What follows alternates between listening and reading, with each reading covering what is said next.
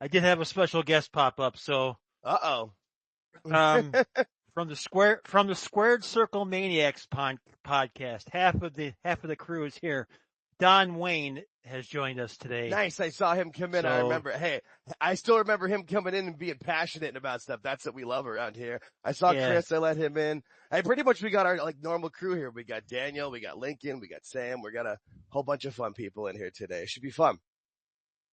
I appreciate the invite, man. Thanks, guys. Absolutely. Yeah, we're here to have a good time. I feel like Spaces gets a bad name because people just kind of let everybody yell at each other and everyone's, a big giant everybody goes with the immediate personal insults, it's like we can have differences of opinion. It's fine. Not everybody's going to like burgers from the same place, but we can all at least, respect other people's opinions and have a good time and, voice yours. So that's what we're here to do. It was funny. Don's first question to me was, what kind of format you guys have? I'm like, yeah, we don't have so much of a format. Here, look, dude, you just talk. I abide by a very few set of rules. And rule number one, man, is don't be a dick for no reason. If somebody comes at you, be rude. When people are just automatically rude to service staff or somebody who's just trying to do their job, or I was at the grocery store the other day and the grocery store, because I live near downtown, they moved the liquor into a specific spot and you got to pay for that in its own area. And this guy's yelling at the 16-year-old clerk at the counter like he has control over it. This guy's screaming at this kid. I'm like, dude. And I was the next in line. I'm like, bro, it's not your fault. I'm like, you're cool, man. You can see the kid I've been here for 6 weeks, man. I don't know. Right. Just don't be a dick. That's all. So Don, I have kind of a question for you to start things off here. Sure, man. What are you thinking about the TKO WWE ticket prices over at Wrestlemania, and what do you think they're going to do to change it maybe next year? They really have gotten out of hand.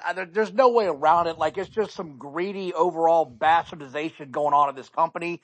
And I understand you want to make $1, but they've priced the fans into damn near poverty to get a decent ticket to your biggest wrestling event where you're trying to fill the arena.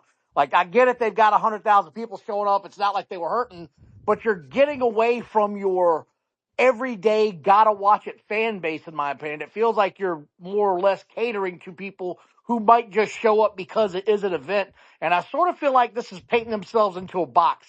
I understand people paid for it, but there's always a catch-22 anytime you get something like this going on, right? You could eventually price your fans out of the market to where I'm just not going to show up and I'm not going to watch anymore because you just cost me an arm and a leg to, let's face it, this WrestleMania build-up, it's not been great. It's not been a huge WrestleMania build-up. You might get a good show here and there, but the overall product, for my opinion, has just really been lacking in the past several shows.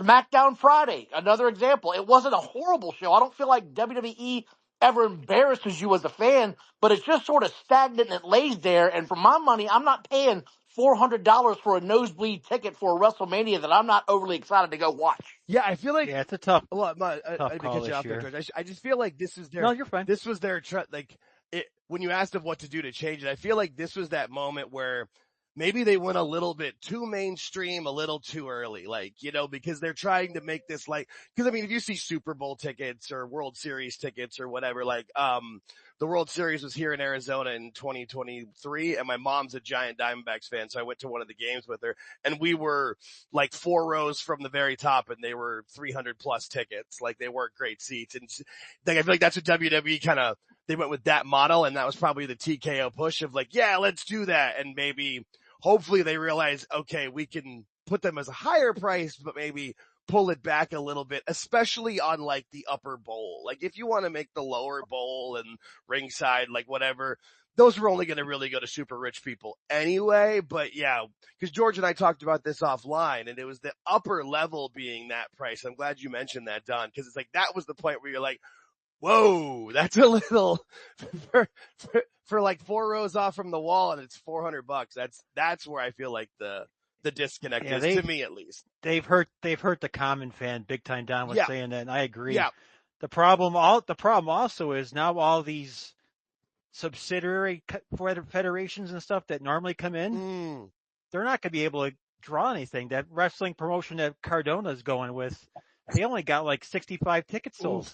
Yeah, I didn't think of that part. That is a good point. There's a lot of other things that people just can't afford. Vegas ain't exactly a cheap city. No, and the hotels are known for doing the price raises. They will absolutely, base it off of demand, and they'll raise them, and they'll put them through the roof. And then the food and all of that's really ridiculous. Never mind, WWE's got WWE World going the whole time, and all those additional events and shows and things that people only have so much money. Like, I don't care who you are. I mean, I guess the, when the famous fans, all of the people they show, they can't afford it either. Right? There's a point where,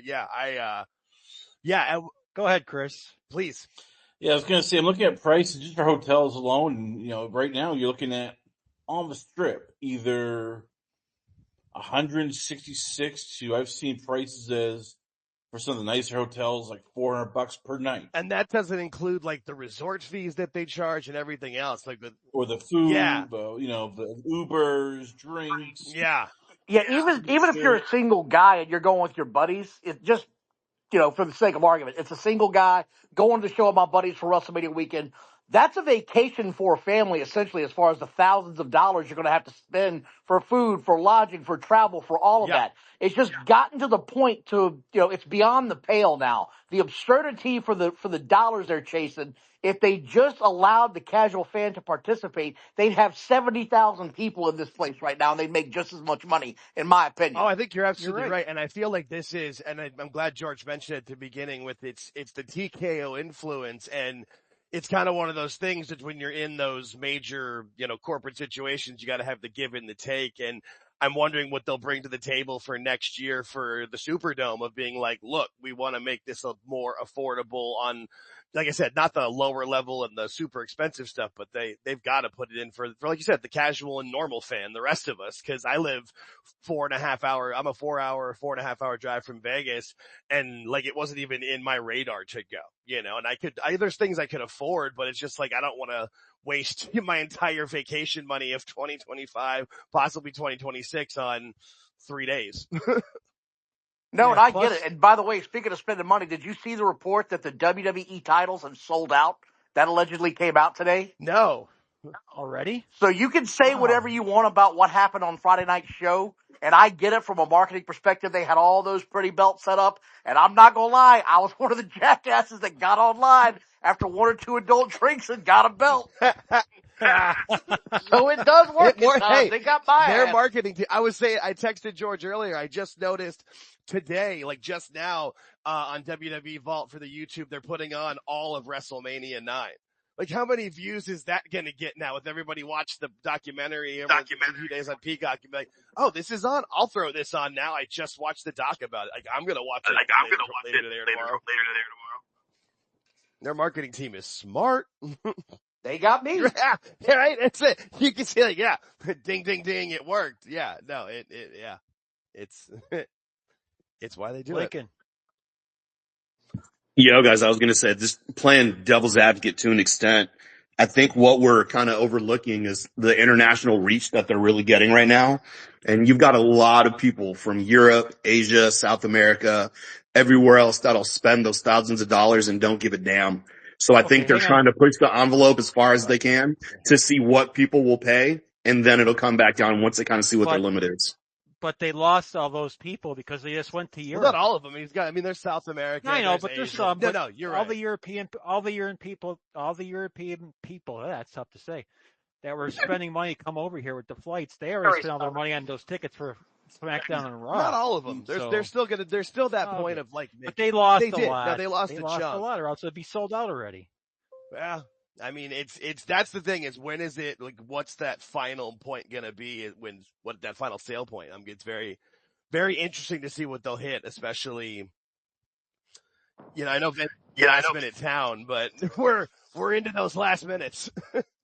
Right. And I'm very curious when it's all said and done, what the total tickets distributed for this year's WrestleMania are going to be compared to, say, last year's or the years before. Because last year was really strong, and they hadn't started really price gouging fans at that point in time. This year, you could tell there was a huge uptick in how much everything costs. And I think they had 60,000 tickets each night, I want to say, last year. Yeah, it's a bigger Can't stadium remember off the top of my as head, well. but it was crazy.